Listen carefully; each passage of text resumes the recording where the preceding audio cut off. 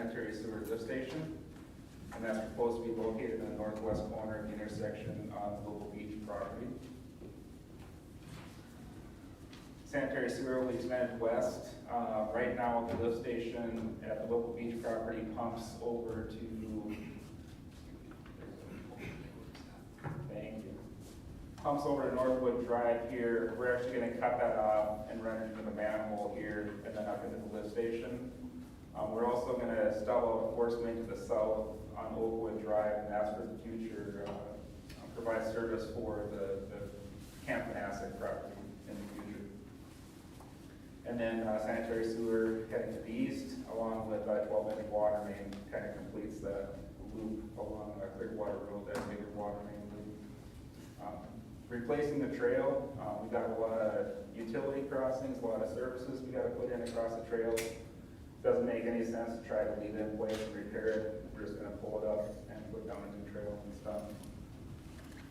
So just continuing to the east, again, just extending sewer and water to the east. Sanitary sewer and water service to every property along the way, and then replacing the driveways to the right-of-way line. Cottage Grove, we got a pedestrian crossing here, Cottage Grove, and then a little bit farther to the east. We have to taper up to meet that existing urban curb and gutter section on Clearwater Road. So there is a short section of curb and gutter in here to get that taper to work. And then there's a little bit of storm sewer we need to extend up here too as well, because this is an urban road. It does run down or to the east here, so we're going to put in a couple catch basins, collect that water before it runs on the road, and then run that to the east and then to the north. Back when we did this project, there was storm sewer that was installed here that runs to a structure out in the right of way and then to the east directly into this wetland. We always said we were going to try to kind of fix that with the next project and try to treat that storm water. So we are proposing to put in a hydrodynamic separator, a stormwater treatment unit, right in this area right here to treat that water before it goes into the wetland. This just shows the typical section. Right now there's a 12-foot trail on the west side and a 26-foot wide roadway. The roadway does get shifted to the south a little bit to match up with the existing road to the east. And then dropping the trail width down to 10, that's kind of the standard now instead of the 12 that used to be. And then just providing a little bit more room between the trail and the roadway and trying to get in some ditching in that area for stormwater management. And then moving into the Lindale Drive area, first thing you'll notice is this was all designed at one time. We had this all designed, ready to bid, but then it just went on the shelf. So what you're looking at here is the plans from, I don't remember the year, 2010? 2006. 2006, a long time ago. No sanitary sewer lift station required for this project. We can bring in sanitary sewer and water from Clearwater Road at the south end of Lindale Drive, and then just run that sanitary sewer north through the project area, stepping out services to every lot in the area. Only real issue is when we get to the very north end. Here's Whiter Road, so we would be extending sewer and water. Sewer ends in this location, and that's where we really run out of depth. Everything to the east of here along Whiter Road was proposed to be served either from extension from Inglewood Drive or a lift station at the north end of Garrett Lane. So no reason to run sanitary sewer any farther than this location right here, but water was stubbed out to Boyda that would continue along to the east, right looping. The only issue in this area is the existing right-of-way. Right before the meeting, Chad sent me a document that this is in place, right away for the curve on Boyda is in place. But we're not sure about this piece on Lindale Lane. So that is one thing we have to look into. Possibly include in the report, in the final report, costs for that right away. So that's one thing that isn't in there right now.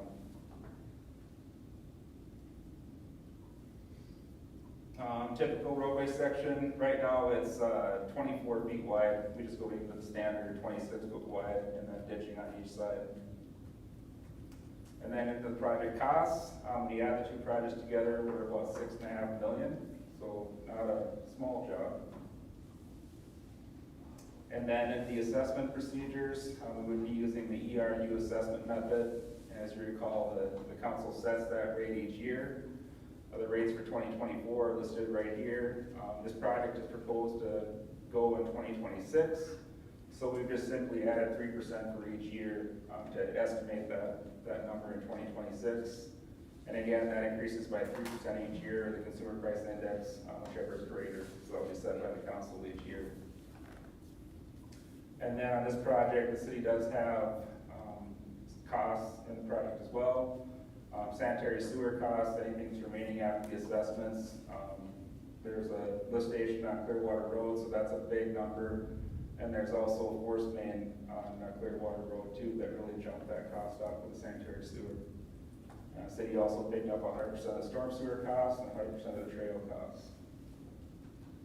So getting into the sanitary sewer improvements, we're at about 2.5 million for project costs.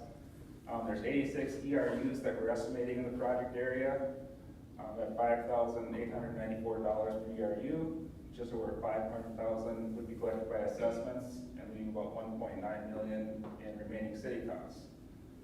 As far as SAC fees goes, there's 60 existing homes, and that's $600 per home. That's another $36,000 that the city would collect. So we're at about 2.5 million with the total sanitary sewer improvement costs. Water improvements, we're at about 1.7 million. Again, 86 ERUs collecting the same amount, just over 500,000 by assessments. There's about 1.2 million in city costs, and again, the same amount for WAC collection, 36,000, and about 1.7 million for total project costs. Roadway improvements, we're almost 1.9 million, 86 ERUs. ERU assessment rate is 7,859. So we'd be collecting about 675,000 in assessments, which leaves about 1.2 million in city costs. 100% of the storm sewer costs are city at about 135,000, and then the trail improvements at about 257 or 100% city costs. This is the assessment drawing for Clearwater Road. So the red dots on the drawing would be initial assessments that the city would collect. The blue dots would be possible deferred assessments, and then the green dots on this drawing are tax forfeit property that we just assumed the city would pick up for now. In the North Lyndale area, again, the red dots are initial assessments. The blue dots are possible deferments, and then the green dots on the very north end, this is something we need to talk about tonight. This property is actually outside of the city limits right now. So we got to make a decision in the report if we are going to recommend annexation of this property and giving them assessments, or if we're going to leave them out of the city for now and just give them future connection charges. So that is one thing we're looking for input on tonight. And then we went through the whole process or kind of exercise of looking at some of these lots that could be split. And I think you went through this on the South Forestry area, and I'm going to be doing this with every study from now on. So there's a few that we want to share with you kind of where we're at on these and get your concurrence so we can finalize the report. The first one here is on Clearwater Road. This property right here, it's wide enough to be split. The property area is large enough to be split into two lots, but the only way to make it work is to put in this kind of weird lot line here at the south end of the property. When staff looked at this, they looked at the ordinance that says that lot lines have to be substantially perpendicular to the street. Staff's interpretation was that this one didn't meet that requirement, and so we had the city attorney look at it as well. She said she could possibly argue that most of the lot line was substantially perpendicular, but she did agree with staff and concurs with them that this is probably just one lot. The next one, this one is pretty easy, can easily be split into two lots. This one's at the very east end of Clearwater Road on the north side. This darker line through here is actually the flood zone on that lot, so it's really unbuildable with the flood zone, so only one assessment on this property. Can I have the first one if you could? Yeah. Quick question.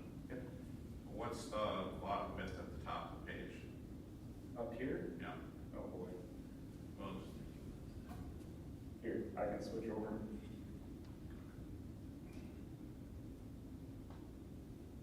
I'm assuming it's 100 at the street. It's 100 at the setback line. That's 100. So I don't know if that's like 70 some. I can pull up a closer view if you want to see Okay, it. no, that's fine. Okay. It's just less. Yeah, it's like 75 or 80 feet. Okay.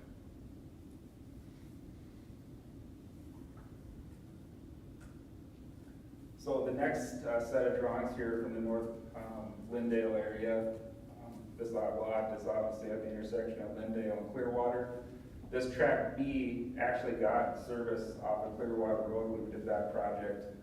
So that was always kind of set up to be two lots, and it does work out that both lots are large enough to be, individual lots on their own. This one is just to the west. Again, this tract is served off of Clearwater Road, and then tract A would be served off of Lindale Lane. So one assessment on that property, because they already received an assessment for tract B, as well as this lot, they received an assessment for tract B on the Clearwater Road project. This one we need some input on. Basically the same situation as the first one we looked at, where the lot line isn't substantially perpendicular to the roadway. We have to make this little jog in order to make tract B large enough to be split. This is actually in the shoreline overlay area, so each lot has to be 20,000 square feet. Again, staff's recommendation or interpretation is that this doesn't meet the ordinance, and city attorney agreed with the staff's recommendation. So that's one assessment on that one. Next one, this is actually, it's tax combined one lot right now, but it's actually two lots of record. So that, again, that's a pretty easy one, that it's two assessments. And then we have a lake lot on Red Sand Lake. That was determined to be large enough to be split just based off the ordinance. Again, pretty clear cut on that one. And then this one at Lindale Lane and Lindale Drive. Lot line is perpendicular, and both lots meet the ordinance, so two assessments on that property. So what are all the things on the other lot? What was that? What's built on the second lot? Shed and a fence. Maybe a pad or something in there. Yeah. It's not like a garage or addition to the house or something like that. And then one thing to note on this one too, it's, when we were looking at this, we made sure that the impervious surface wasn't gonna be an issue if they split it, because it's within the shoreline overlay district, so they can only have 25%. It's close, but we're looking at an aerial photo trying to calculate areas, but I think it will meet the minimum, or will underneath 25%.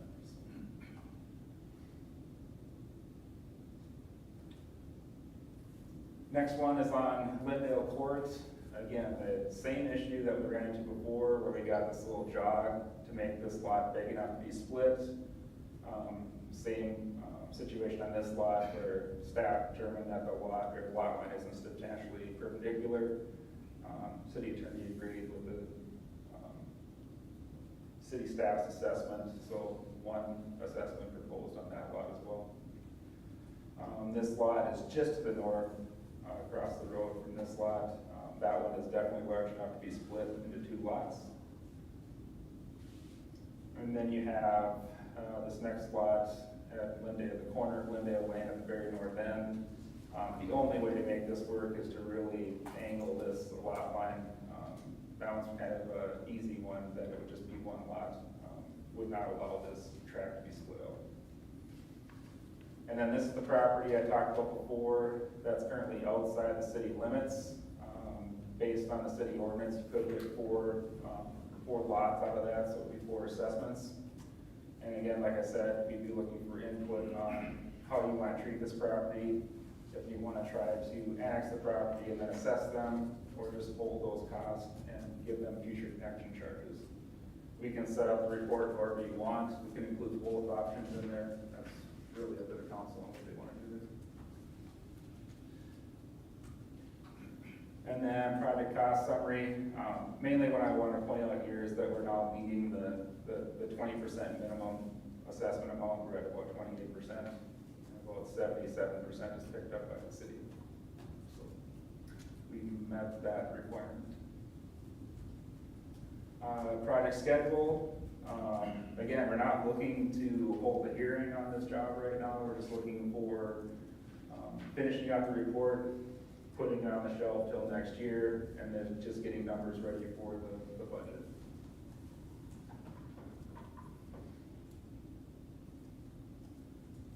And that's end of my presentation. If you have questions, I can answer those.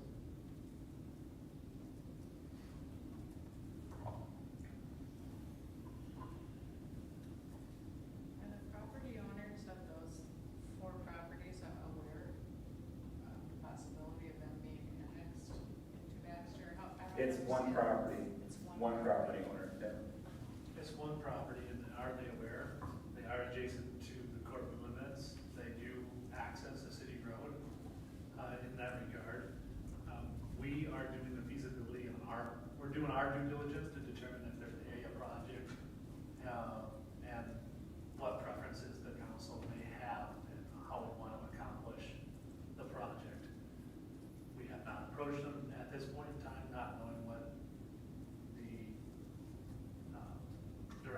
direction of the council is at this point in time, but there is intention to reach out to them to start the conversation.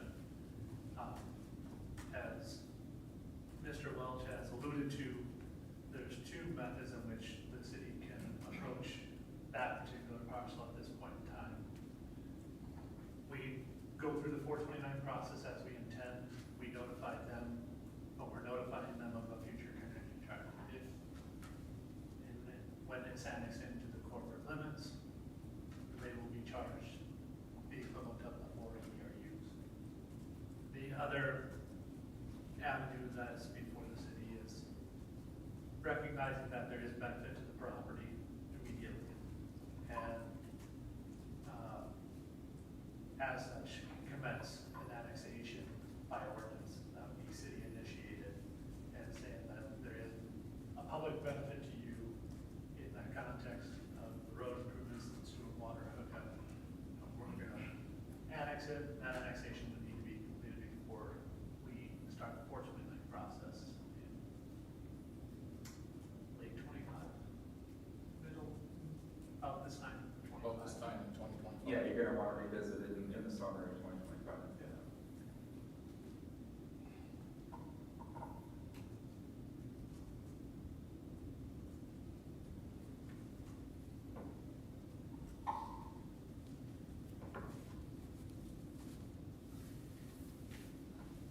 Any questions or thoughts?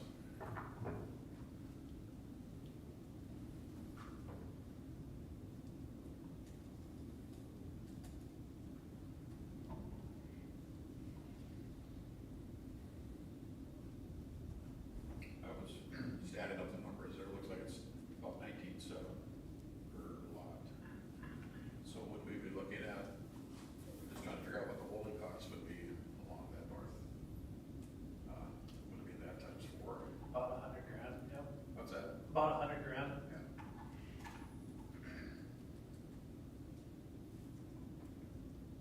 Yeah, the way it's set up right now, it's about 157 with those forfeited lots. Total. But the north side. Just for North Lindale. Yeah.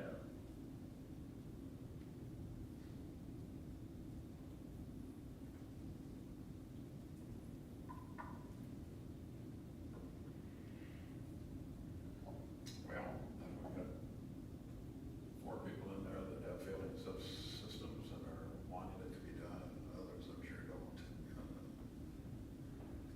Kind of where we're always at. But, how do you want to proceed? I guess I'll ask a couple of questions on these things to comment you just made, Mr. Mayor. Do we have solid data on, are we looking at wells that have contaminants? Are we looking at any known failures? How does this fit into the plan, aside from, I know we had looked at Clearwater before? I'll say to the discussions I brought up recently, this one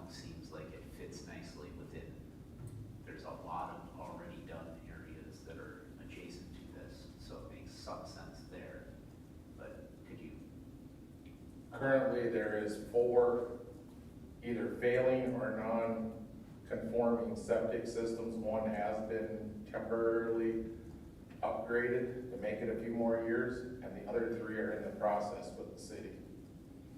As far as wells, we know of 1 well in that area that is too high in arsenic, and they had to put in a reverse osmosis system about 3 years ago, or 4, I think, is when that person approached the city asking about when water and sewer was gonna happen.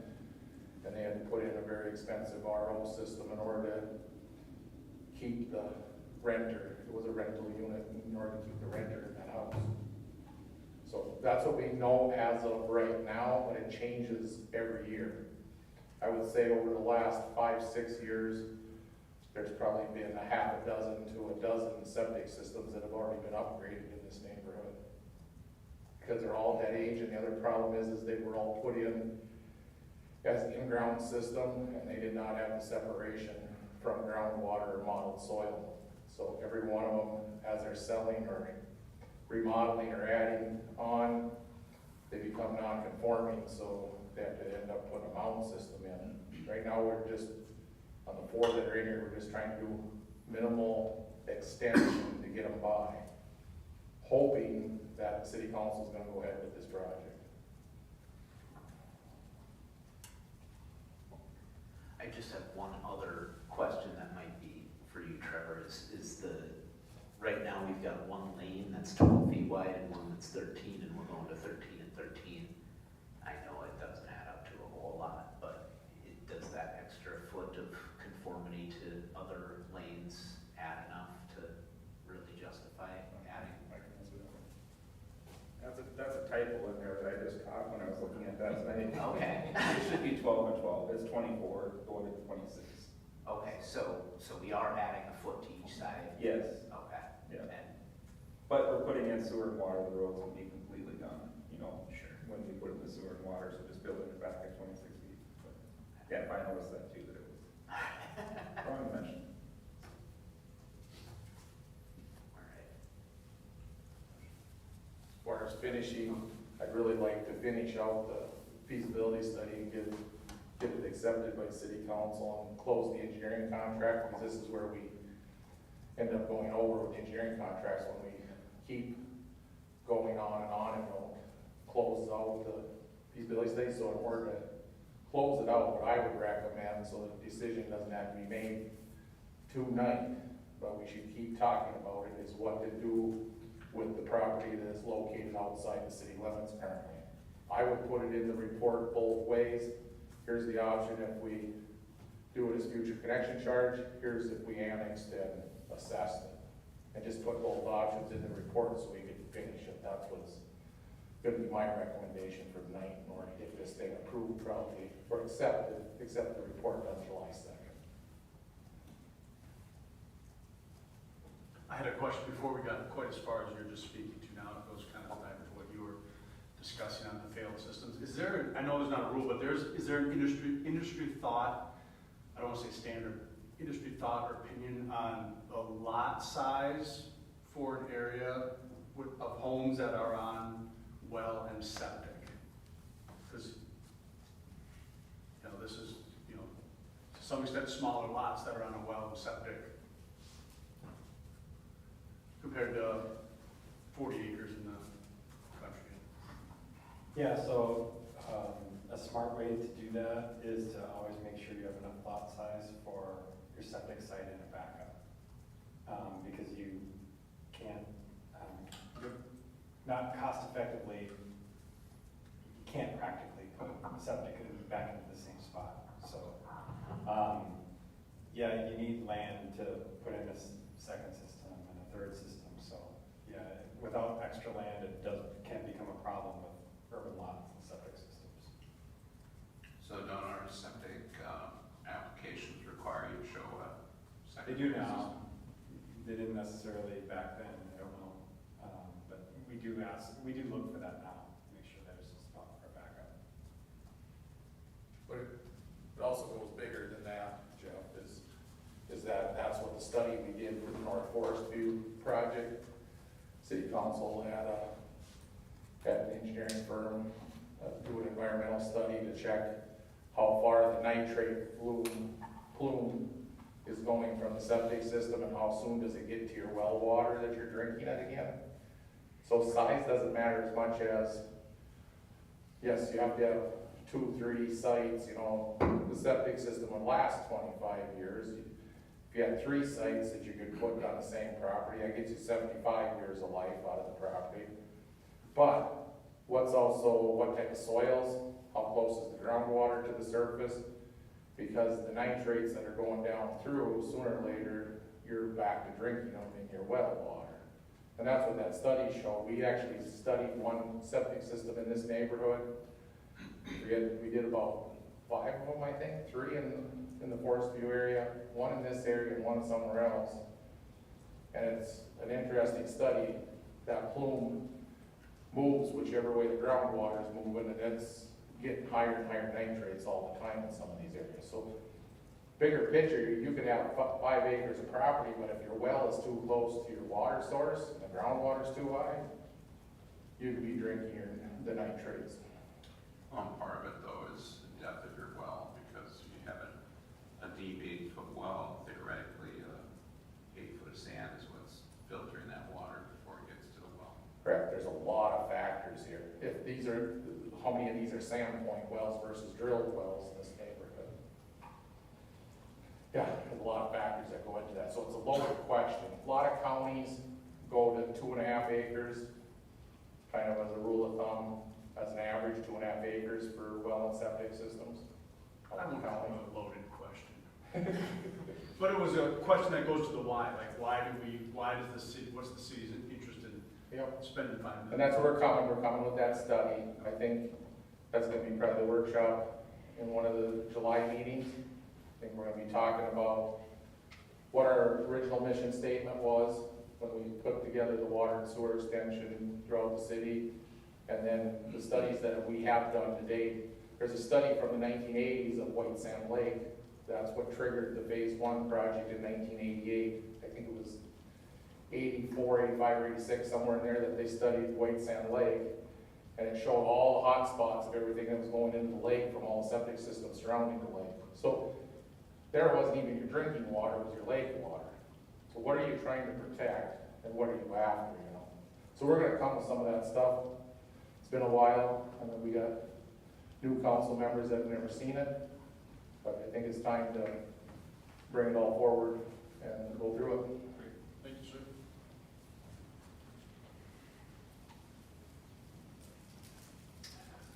So what do you need from us? Well, Trevor is recommending that both options, or both related to that northern parcel be in this. So we're just looking for direction if you want us to include both options in the study, or do you want to proceed or outline one rather than the other? Same for both.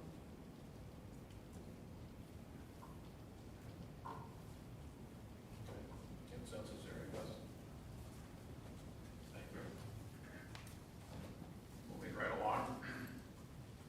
The Inglewood Drive Clearwater Flashing Light.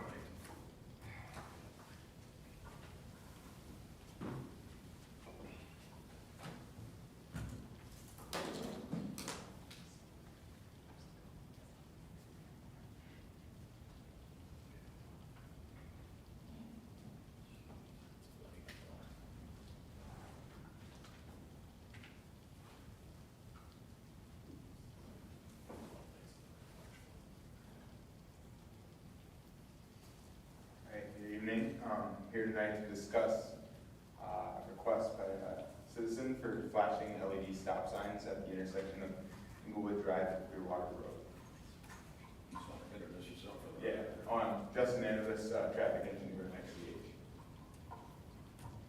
I'm sure many of you are familiar with the intersection, but it's always stop controlled. There's a single stop sign with always stop flags and stop ahead signs on each of the 4 approaches. Inglewood Drive has a single lane approach in each direction. Right now it's got about 3,000 vehicles per day, 30 mile per hour speed limit. Worth noting there was a traffic signal installed at from Highway 210 in Inglewood in 2023. Just looking at historical MnDOT AADT information, it looks like the AADT from 2019 to 2023 went up by about 250 vehicles. So there has been some increased traffic on that road, likely due to that signal, but not significant. The shoulders on Inglewood Drive, which are currently signed as bike lanes, and no parking. Clearwater Road has a shared left turn lane and a dedicated right turn lane in each direction. It's about 2,850 vehicles per day on the west leg and 1,400 on the east leg. 40 miles per hour to the west of the intersection, 30 miles per hour to the east of the intersection. And there's trail along the north side, west of the intersection, and on the south side, east of the intersection. We've looked at crash data from MnDOT as well as from Baxter Police. There's been 5 crashes at this intersection since 2014, so it's about 1 crash every 3.4 years. However, there have been 2 crashes in 2024 in the last 30 to 45 days, which is a little bit concerning, which is kind of why this request came about. 1 crash in 2022 resulted in possible injury. All the other ones have been low-speed property only type crashes. 4 of the 5 occurred during daylight hours, so it doesn't appear that lighting is a significant issue at the intersection, or visibility of the intersection is a big issue. And then 4 of the 5 crashes resulted in someone receiving a citation for a stop sign violation, which I think is the biggest kind of finding, is that rather than issues seeing those stop signs, it seems like the issue is compliance with stop signs. Following these most recent crashes, the Baxter Police went out and did drive-throughs of the intersection and didn't see any obstructions that would keep somebody from seeing stop signs. So again, based on our crashes and those sightline reviews, it seems like compliance is more of the issue rather than visibility of the stop sign. Good question. You're coming to that conclusion because they received a citation for a stop sign violation? Yeah, so they didn't stop. They didn't stop. Yeah, rather than not seeing a stop sign, they just failed to stop. Okay, but does that mean they didn't see it, or does that mean they didn't stop? I guess it just means they didn't stop. Typically, we're seeing that that's stop sign compliance, but Jim, you're here. You're the one who sent the email with the crashes. Do you know typically for those citations, for those 5 crashes, or those 4 crashes, are they typically vehicles disobeying the stop sign or just completely running? I guess it could be both. Kind of one and the same, but I don't know the specifics on the citations. They're from years ago, I never go that in depth. They failed to come to a complete cessation of movement. I know that much, per statute, so whether they ran it or didn't see it, I guess. yeah, I have no idea. Well, I just don't want your recommendation Yeah. based on that comment. Yeah, so they're, based on the, I guess, not seeing any sort of obstructions in front of the stop sign, it seems likely that compliance is more of an issue, but there is a possibility that people aren't seeing those stop signs. MnDOT's traffic engineering manual provides guidelines for when it may be appropriate to install these kind of LED flashing stop signs. There's 4 criteria you're expected to meet, but there are 2 of them in order to install these. The first one is limited visibility on the approach to the intersection, which based on the drive-throughs, we don't believe there is.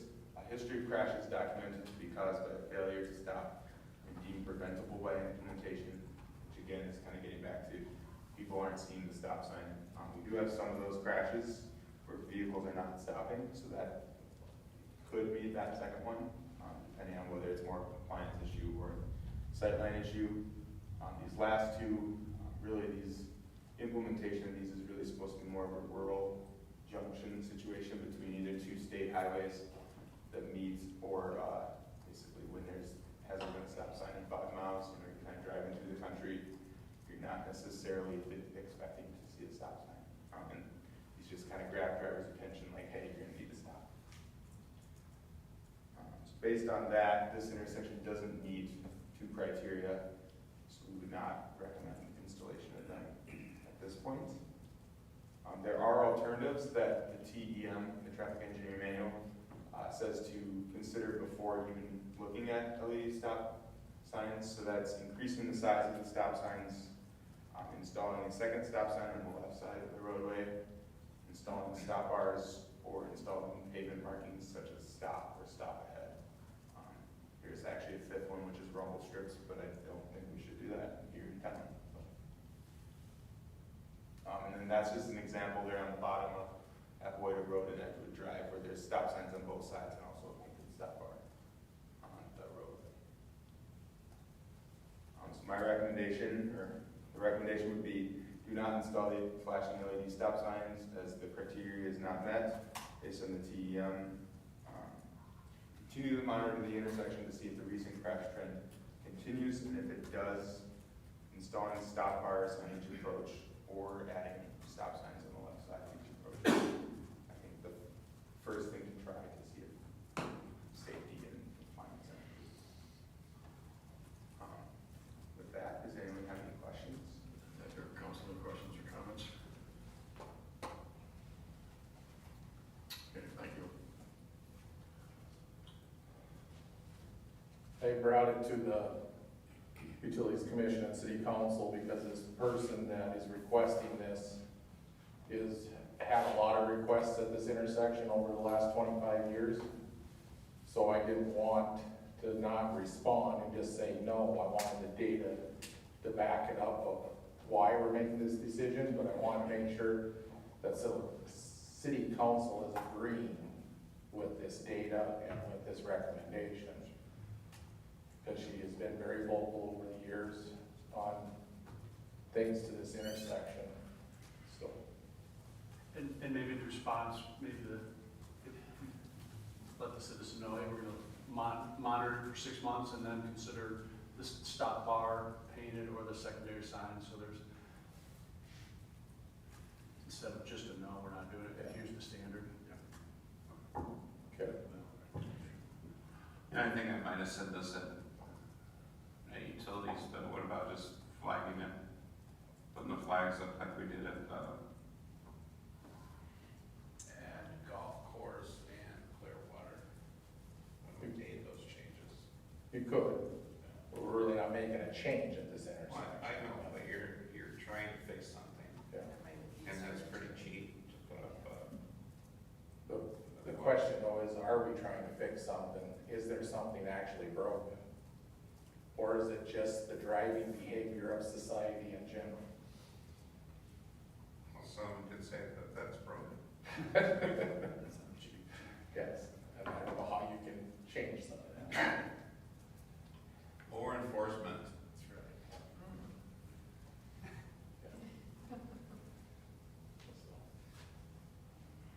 Tell her we'll monitor it, send her the report. I go back, Mark, to my favorite story, but when we redid that street, the neighbors all came in and said, it's gonna be a raceway, we need police to monitor it, we need people to watch. So we did. Jim and the other cops out there, the first people we stopped were them. So. Interesting. Oh, I understand. Okay, well, thank you. Move on to number 3. Review plans for 377.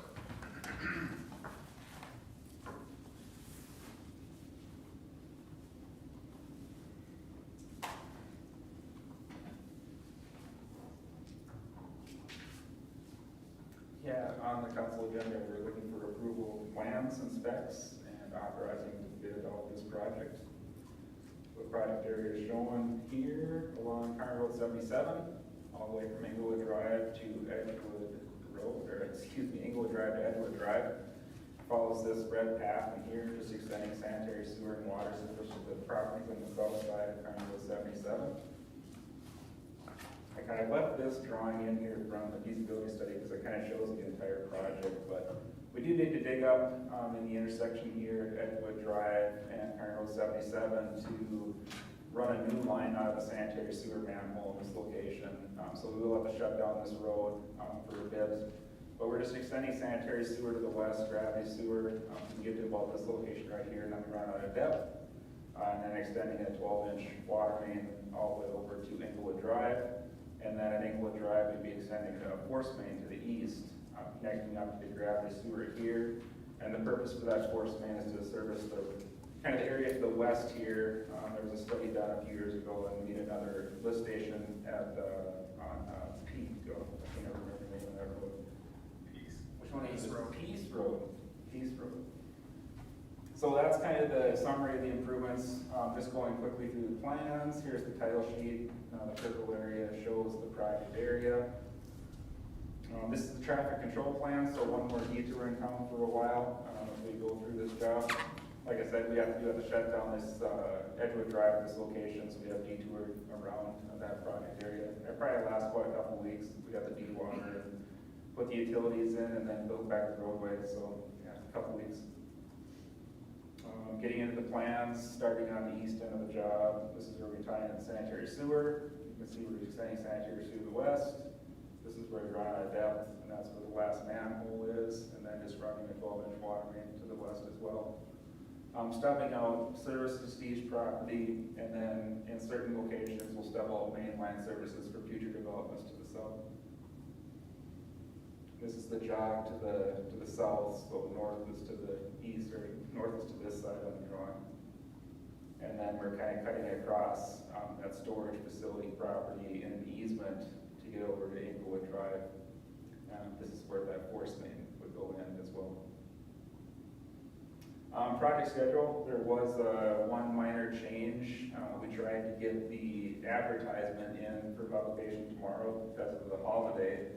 They had changed the date and when we had to get the notice to the paper. So the soonest we can get it in is Saturday.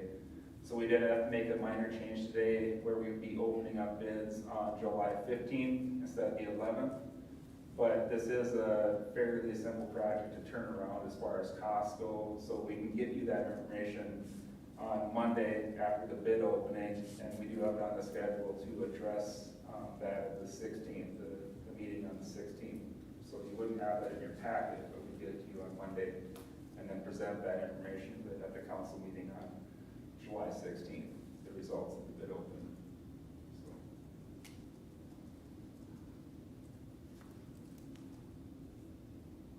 That's pretty much what I have for you tonight, just looking for approval of plans and specs. I believe there's one other resolution on the agenda too, to